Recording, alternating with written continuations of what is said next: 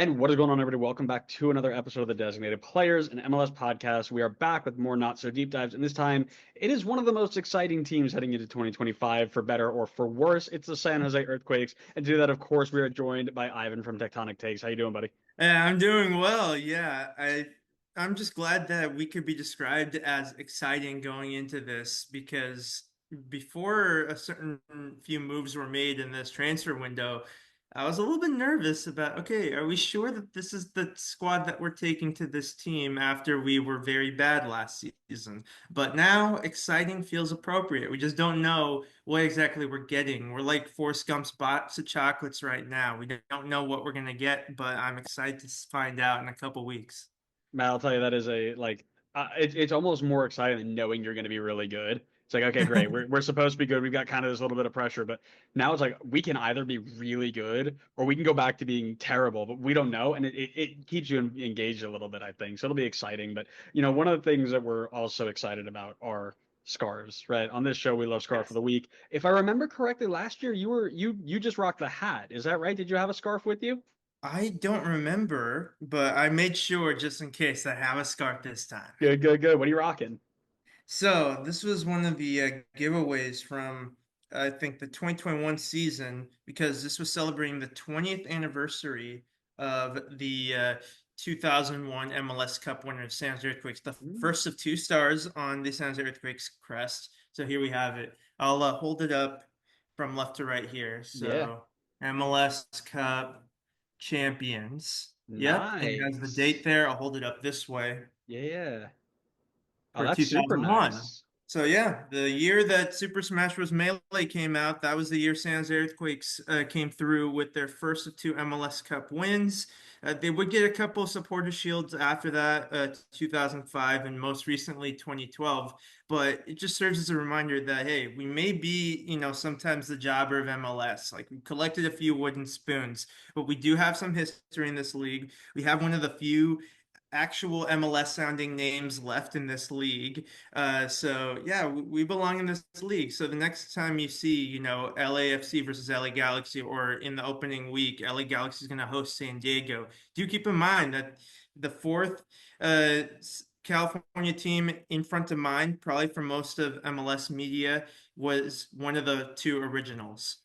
That's very, very true. And speaking of originals, I've actually got the San Jose Oh, there you Clash. go. Now that's as Uh, original as it gets. San yeah, Jose on the Clash. with Yeah, the that's little one thing that's scorpion missing from my logo. collection. This was one of the greatest things they did was when they did the scarf, the throwback scarves. I think these are awesome. I've already shown off Burn. I've shown off. Um, Wizards. No, I don't have Wiz is coming. But it's Oh, there you Burn. go. The It Wiz. was Yeah. it was these guys, and then there were two. Oh, the Rapids. I didn't the Rapids one, but they didn't have a name change. That's why I'm thinking like old school Right. names. They didn't Rapids change don't their need a name. name change. Rapids are fine. Yeah. Facts. Well, Exactly. I think the last time we've got new clubs with MLS sounding names was like 2011 with the Timbers and the Whitecaps coming in. It feels yeah. like a long time ago now. It's like, okay, it's fine to, have an FC, preferably an SC here or there, but we don't have to just completely copy all the tropes of the other European leagues. The only thing we're missing is we change Houston Dynamo from a Y to an I, like Dinamo Zagreb or Ukraine's Dinamo Kiev. Yes, yeah. So hopefully, I don't know where expansion goes, and that's a whole other conversation. But if we do, Oh yeah. I think we put a firm limit. Like if you are going to come in, you better have a cool name. I think that's Yeah, that's look at the totally USL Championship. Like very Oakland Roots are fun. a pretty recent team, and Oakland Roots is one of the most creative names and jerseys in the USL Championship, if Super not nice. of all of US soccer. And I'm not just saying that because I'm from the Bay Area, I'm from the East Bay specifically. So had Oakland Roots come out, before San Jose Earthquakes, I'd probably feel a little bit more loyalty to Oakland Roots. But I love them both. That's good. That's good. Well, we're gonna have to preview 25, which is exciting, but we do have to take a look at 24 as Oh well yeah. because it was a year to forget, even Hmm. though you are in the record books, setting records for all the wrong reasons after being a team that conceded the most goals in a single season and winning the wooden spoon. They are locked and loaded with a new coach, new players, and a dream, baby. They'll take part in MLS play and the US Open Cup as they look to do just a little bit better than last year under the guidance of one Bruce Arena. What was it like going through 2024 on pace for a wooden spoon? Well, if you start from like May, that was actually the peak of that season because we had another win against LAFC over in Levi Stadium. That's kind of become the new beating Galaxy in Stanford because we haven't been able to do that in Stanford in a while. But not only that, but we did enjoy one US Open Cup win against Oakland Roots 1-0 before then we got knocked out. Uh, so overall, May felt like a decent month. I'm not sure if we were expecting playoffs at that point. I think my sentiment in May was, okay, we still need a little bit more data before we figure out what was going to happen. And then after that, we went the rest of May, all of June without a win. And that's okay, that's enough data. We're going to suck. We did get a 1-0 win at PayPal Park against Chicago Fire, but I think you know, that wasn't necessarily like, okay, we're back, with all due Yippee! respect to Chicago Fire. And then surprisingly, the Leagues Cup was probably the last bit of respectability left in that season. We managed to scrape by Chivas on penalties. We needed to rely on LA Galaxy to get through the next round, which uh, it's not a good feeling, but we did go through. And then surprisingly, we beat Necaxa 5-0. I'm like, where's it been all season? Like Necaxa, they're in mid-table. They were in the playoffs recently in Liga MX, so that was really surprising. But then, the rest of the season we just kind of petered out. We were had a win against RSL, had a win against Seattle Sounders. We managed to get 6 points from Seattle Sounders, and that ended up being 1/3 of our points total for the entire season. So yeah, it was just we couldn't really pinpoint one wrong thing that happened with San Jose Earthquakes. Obviously, the defense was the biggest standout points, but the individual parts of the defense, we invested a lot in bringing in players like Bruno Wilson and Vitor Costa to try to fortify that. Rodriguez wasn't having necessarily a bad season. Granted, sometimes Rodriguez's mind tends to drift more toward the offensive side. He likes to start the attack, he likes to dribble, but it's never really been at the expense of, okay, he's getting blown by defenders. But nonetheless, whatever the combination was, it just wasn't working. So we had to let go Lucha Gonzalez, we had our interim manager, and then we decided, okay, we're bringing in the big guns. If you're looking for someone who's accomplished just about everything in Major League Soccer, just about everything possible, really, in U.S. soccer as a whole, then look no further than Bruce Arena. Of course, him and to a lesser extent, Dave Romney, having those LA Galaxy ties coming to the San Jose Earthquakes locker room, it's going to be weird at first, but he's one of the best managers in American soccer history. And we're just hoping that he has a plan, which, okay, he has a plan, but the plan works. And what works means, I think, is just going to be like, okay, take that first step. Like, we're not going to be the worst team in MLS. At least we hope not. Because if we're trying to think about playoffs as a season, we just have to take a step back and realize just how many tough teams there are in both conferences now. It may seem like a forgiving playoff format to have 9-9 in both conferences, but you're looking at some pretty good teams that missed out last season. Like think of a Philadelphia Union on the East, or Portland Timbers on the West. Like these are not awful teams. Yeah. Yeah, no, I think you hit a lot of really good points there.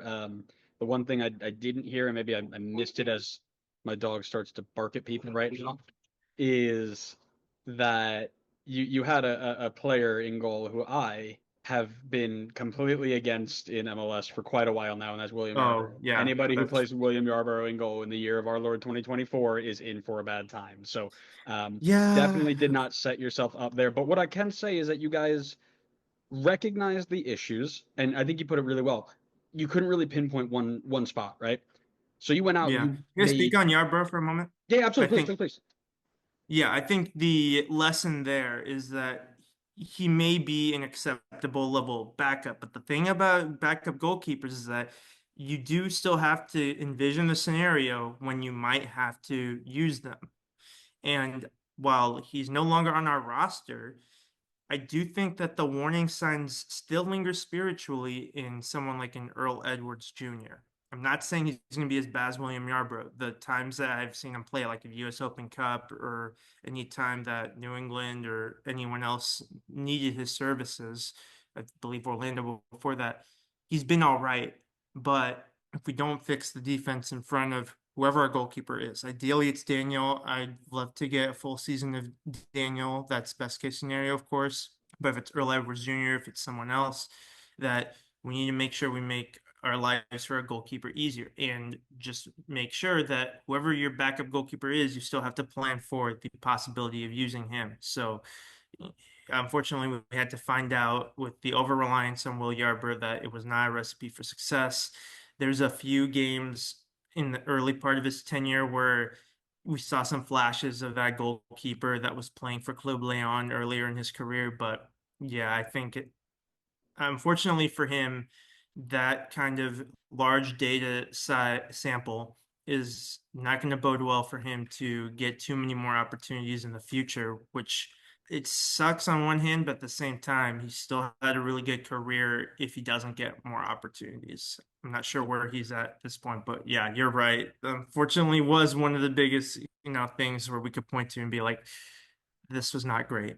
Yep, yeah, it wasn't a good move. But like you said, you had this idea that you couldn't really pinpoint one problem. Mhm. And what you did is you went out and you just signed everybody. And I think this may be the first and only time that MLS has basically just uprooted two franchises, put them in the same exact place with the same name, and then called them, just you're good, right? Because you went out and signed a ton of players, including what, half of New England, I think. Why don't Um, we take half the New England roster and push them Just somewhere so else? exactly right. That's what it felt like. And you know what they said? We'll take half of your guys and go the other way. We have them later today. We'll Yeah. be chatting about it. But who of the lot that you have signed are your best additions so far? Yeah, so let's start with the New England crop. I think the players that are probably going to see the most opportunity from there.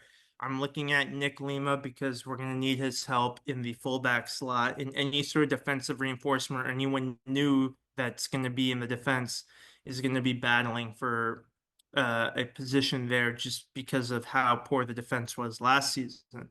And that could also play a part for Dave Romney. It's a very interesting center back core we have right now.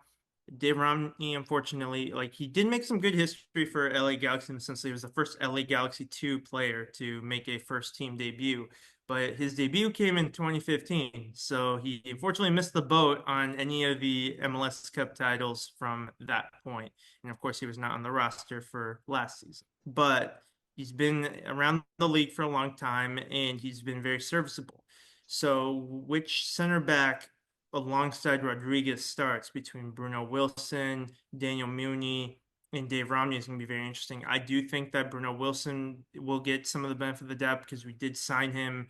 He was one of our big transfers last season, and he did miss some time due to injuries. And who knows how many games he played for us where he was 100%. But if I am looking to upgrade the defense, I would feel like maybe a signing in the summer at this point would be on the cards, but we'll see. Hopefully that there's been some tweaks in the system, not just in the personnel, that brings the best out of it.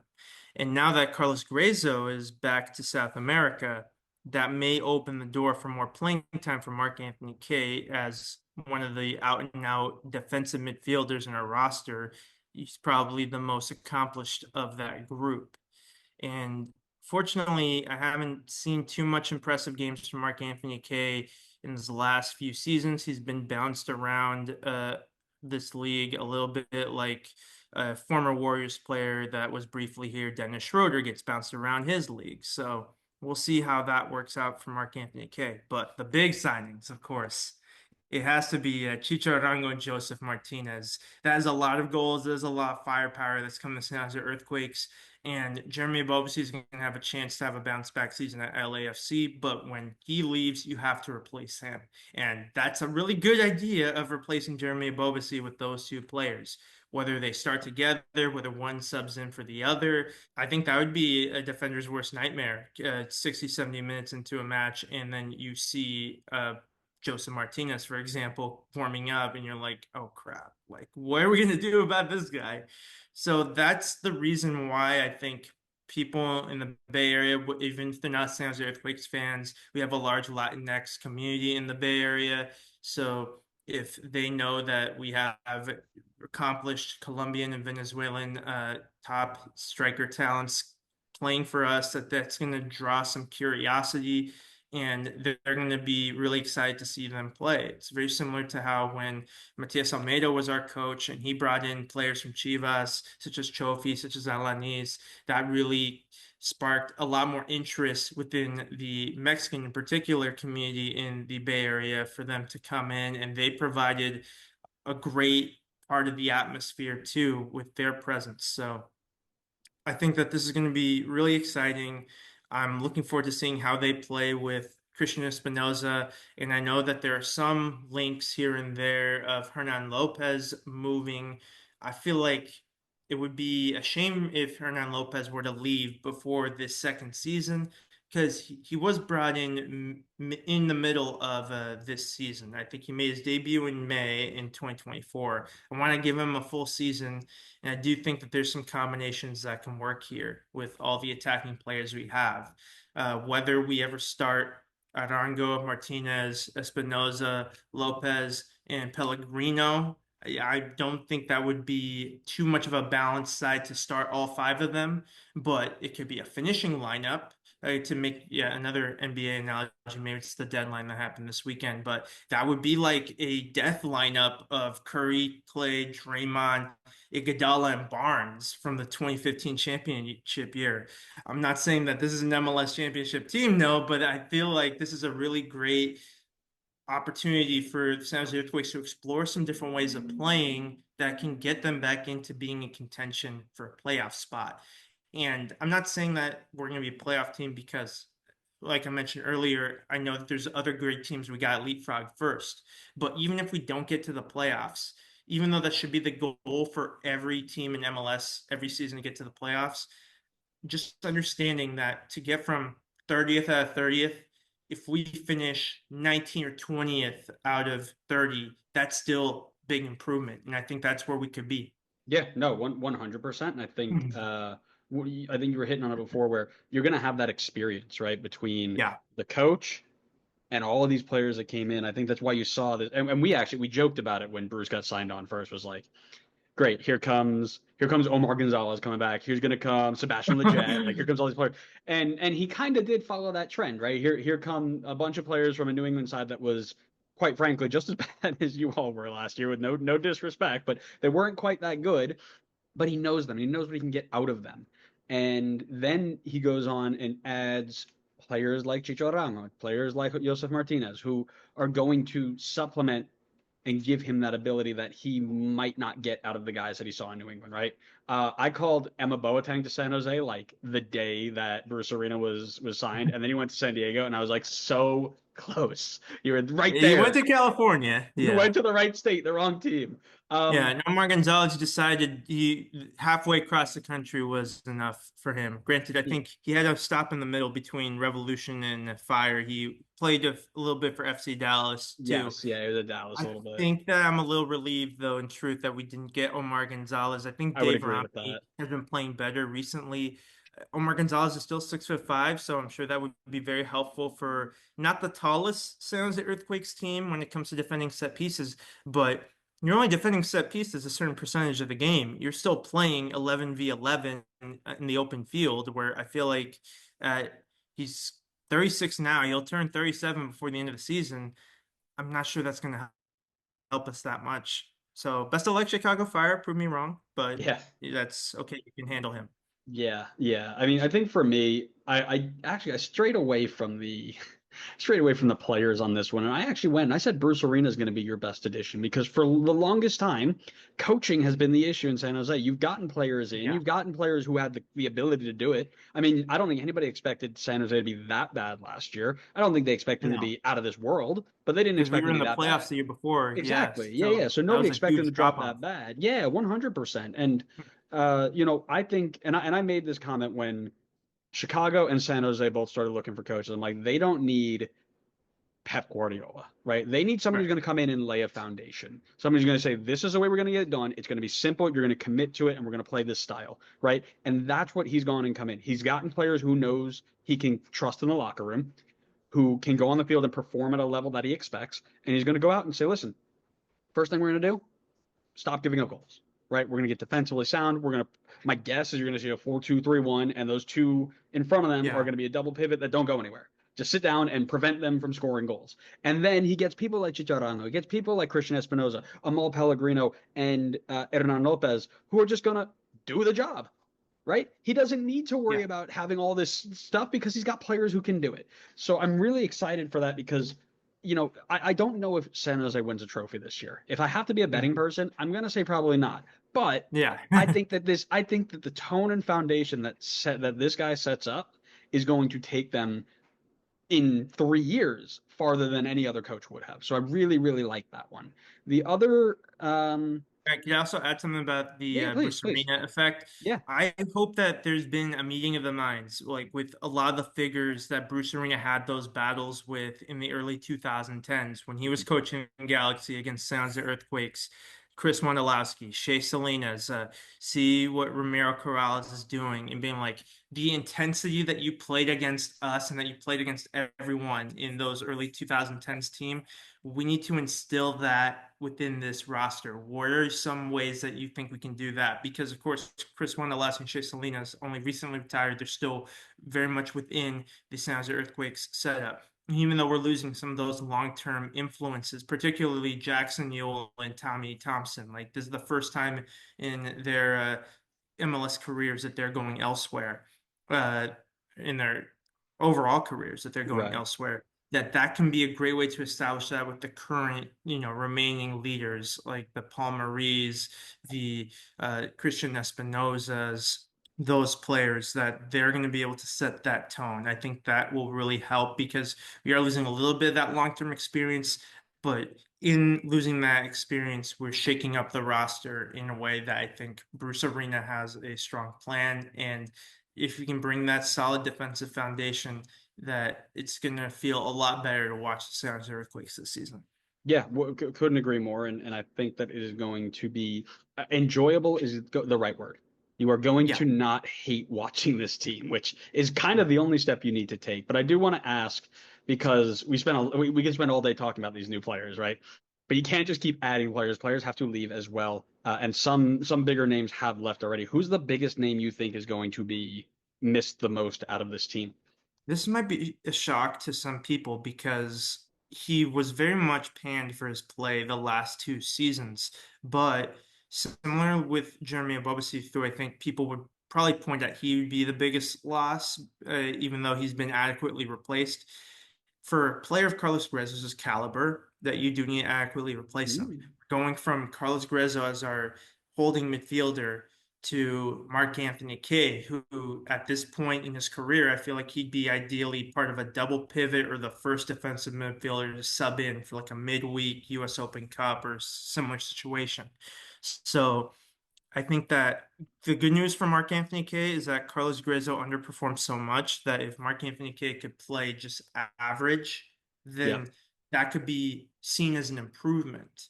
Even if talent for talent, you'd still prefer to have Carlos Grezzo. If I could find a way for Carlos Grezzo to play like he did for the San Jose Earthquakes, as he did for Ecuador, even just the Copa America. I know that was a smaller sample because it's a tournament, but he was playing a lot better. And granted, Ecuador have a lot better players now. They're kind of having a bit of a post Antonio Valencia golden generation part two ish. So different situation that maybe Graze was allowed to play a little bit more freely. But I think that it's going to be interesting to see how we can adequately replace Carlos Rizzo. If Kay's going to be able to step up, maybe Ian Harkes. I think he's more of a center midfielder, not so much a center defensive midfielder from what I know of him. If there's a solution somewhere else in the Quakes too, but I think that would be asking for too much, at least to start the season. But yeah, I'm really interested to see how that works because the defense, I don't think we lost too many players in note besides Carlos Acapo, the Equatorial Guinea international, that he was a contributor, sure, but I think at his stage of his career, you can find a way to replace his productivity and of course Jeremy Ebobisse adequately replaced. So that's where I'm Yeah. going with that.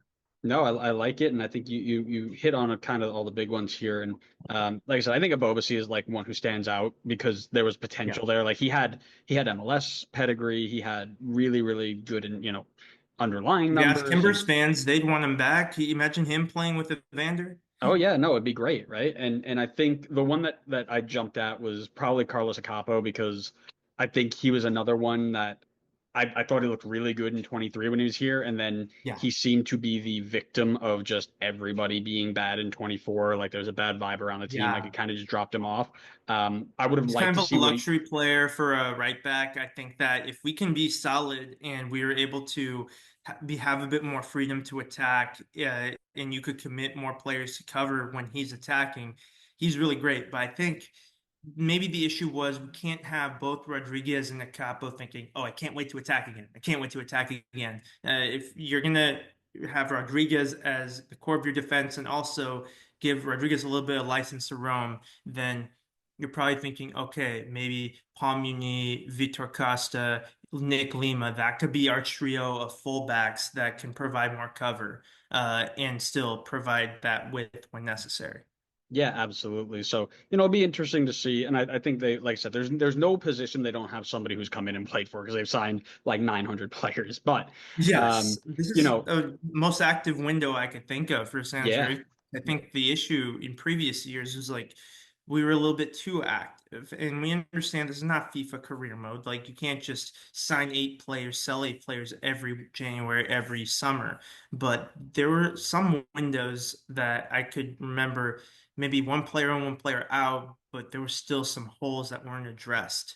And it's never as simple as just going out and getting players, but still, this feels better in the sense that they were aggressive. They understood that a shakeup was needed, and they were able to make it in a way that it does seem chaotic. It does seem like 900 players are coming in, but once a few more weeks pass and we're able to see the players that are out on the field, I think that the puzzle pieces are starting to come together, and we have an idea of what the plan is to rebuild.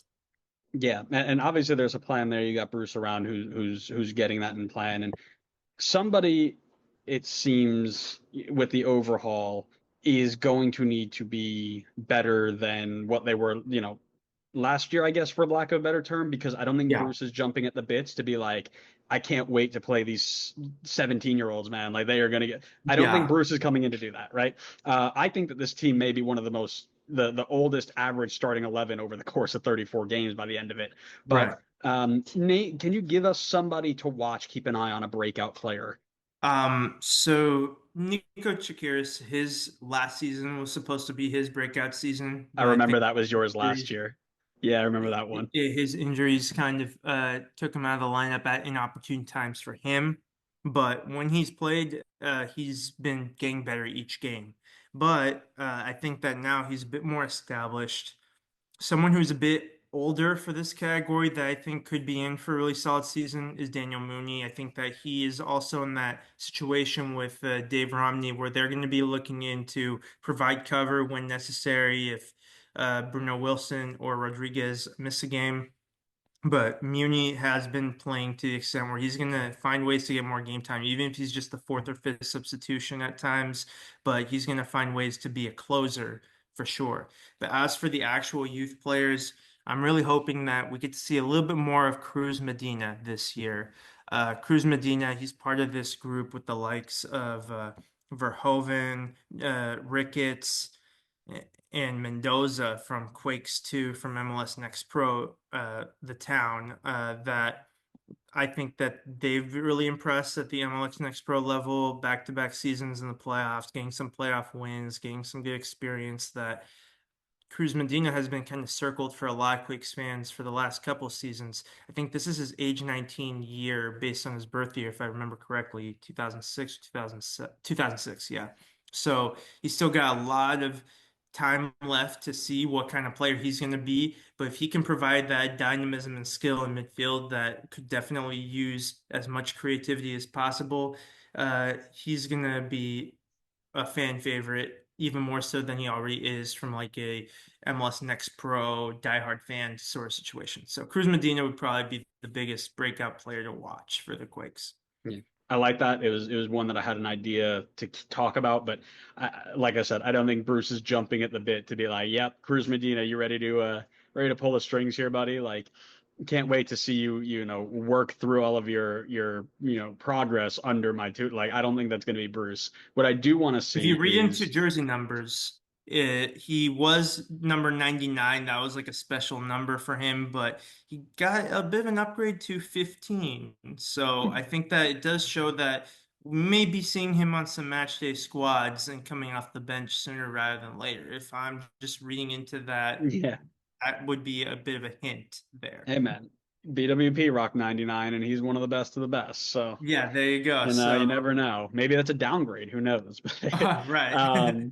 no, the one I want to see because he brought him over from New England, or he brought him over to New England, and now has brought him over to San Jose. Is Ian Hartz, right? He worked with Oh, him. yeah. He intentionally brought him to New England.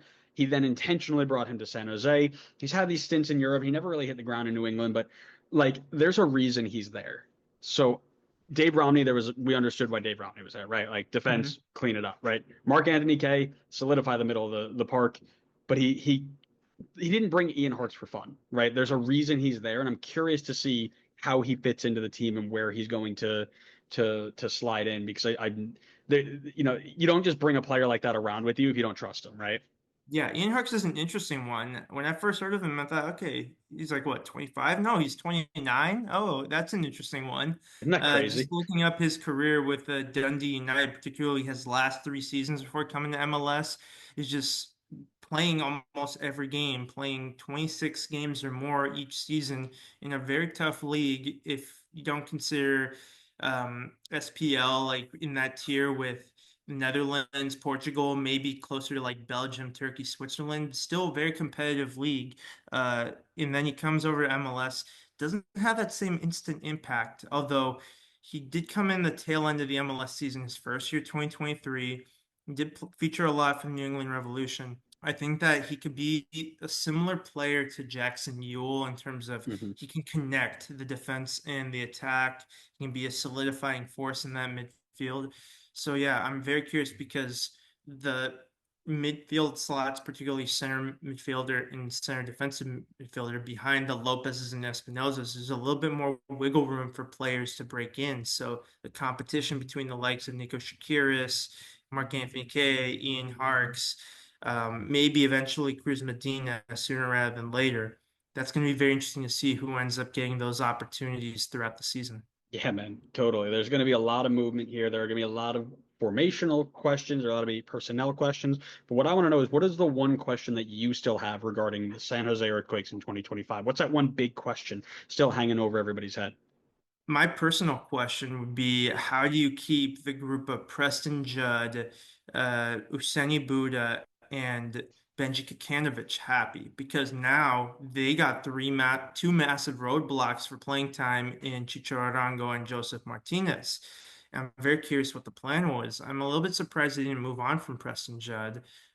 Because if you still feel like Benji Kikanovic and Useni Buddha, they have a future for the Quakes because super draft picks and the hometown connection, particularly in Benji Kikanovic's case, then where's that leave Preston Judd? Are you going to loan one of them? Are they going to be content with coming off the bench virtually every game and you're not going to bring all three of them off the bench because you can't really play all three of them together. Useni Buda in particular, he has bags of potential. He's already featured for the Burkina Faso national team, but he hasn't really put the finishing touch together. I see the movement, I see the runs. He gets shots close. He's able to get good contact and win his battles sometimes. But for a striker, the most important thing is you got to get goals. Ideally, some assists too. But he hasn't been able to record that much. Similar player, Jack Scan, but he has a bit more flexibility. He can be a winger, he could be a midfielder. So I feel like they're gonna find opportunities to use Jack Scan there too.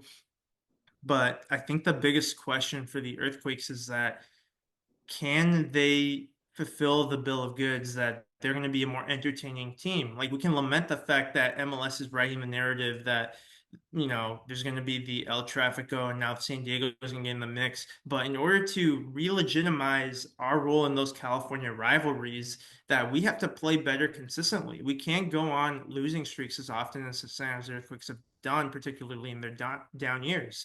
So if any team in MLS plays well enough, they are going to get the attention. They are going to be talked about in MLS Extra Time. They are going to be talked about in MLS 360. They are going to be getting a clip here and there, just being realistic about ESPN these days. So it's on us to just like not worry about where we stand in like the mindset of MLS fans, but also where we stand in San Jose Earthquakes fans because we have, our attendance issues like a lot of MLS clubs do have, but it's for pretty legitimate reasons, for a variety of reasons. You could call it financial, you could call it, you know, the ownership issue, especially with the A's being uprooted. That's been something that soured a lot of Quakes fans too, because now there's that lingering threat of, San Jose Earthquakes was moved to Houston once. Like, Right. I don't think it's going to happen again, but it could. Yeah. So we just have to continue to be consistent in a week by week basis to earn that trust back from the fans. And if you're performing well enough, fans will come. I think that was kind of a roundabout way of answering that question, but just a lot of my thoughts going into this season. No, that's good. That's good. Yeah, and what's good is that it actually didn't hit on mine at all, which is usually what happens is there's usually like overlap and we don't get to talk about it much. But for me, their answer to their backline issues was to go pull a ton of defenders from a team that gave up only five less goals than they did in 2025. They are the third worst defensive team in MLS history, and you are just kind of like, we're gonna make it work, right? So how much is that really going to improve the team? Yeah. And the defense, that's kind of the one that's on my mind. Like, did they really improve? Because it's going to play into our next section here when we do our predictions. Yeah, Like, how how involved much? are particularly the defenders going to be, and are you going to find a way to coax back the UC Berkeley standout from MLS Super Draft, Nick Lima, back? And Nick Lima is going to have a mixed relationship with some fans for some of his recent social media posts, but similarly, the most important thing for any athlete is, okay, can you perform? Can you show up each game? And at least when he was wearing a Quakes shirt, I feel like Nick Lima was more often than not, he was closer to a seven rating performance than a six. So I feel like maybe a return back home to the Bay Area is going to be beneficial for him. But still, that lingering question does remain: is like, of all the MLS clubs to do significant business with, if you're trying to improve your defense, are we sure about New England? Are we just giving Bruce Arena a little bit too much luxury to pull from his greatest hits? But at the same time, if you're going to bring in a big time manager like Bruce Arena, you have to give him the benefit of the doubt. He knows these players and he's got a plan in mind. Well, that's a perfect segue into our next section, which is the predicted finish. Because are we going to doubt King Bruce, who should never be doubted? Let's find out. Where do you have him? I'm going to be modest in my prediction. I'm still thinking that there's get a step in between the improvement that's needed to get to the playoffs, and I think this season might come a little bit too early for that. There is some talented players on the roster, particularly the two new strikers, that with them, it's going to be tough to see them being too far from the playoffs. But I'm going to say 10th. I'm going to say that it's going to be improvement, but it's going to take a little bit more improvement than I'm projecting to make the playoffs. Yeah, I'm right around there with you. I don't doubt Bruce. I never do Mhm. because that is a fool's errand to doubt the king. Mhm. Um, No doubt. I do think that the West is generally weaker than the East in various ways, more towards the bottom. Yeah. I think a push for the play-in game isn't absurd. Like I don't think Yeah. like 8 or 9 Yeah. is out of there at all. So I've got them between like 8 and 11, where they're going to be right Yeah. on the. I think they're going to be in it by like the last two games, and it's either they're gonna tie it up on with a game to go, or they're going to be knocked out with a game to go, and it's going to be like, okay, definitely improved, but you're still missing that one piece, and I quite frankly I don't know what it is. Right? Yeah. It may be another defender. It may be a true number six. Because right now I'm looking at that roster. It feels like there are a lot of 6'8" people who want to take the ball, win the tackle, and then go forward instead of just sit Yeah. in and just win the ball, win the ball, win the ball. So maybe that's the thing. I don't quite know, but I've got them between like 8 and 11, right on the edge there. Yeah, I'm hopeful that if they are looking to still address the six, that maybe they're looking at who's available in the summer for that kind Hmm. of position.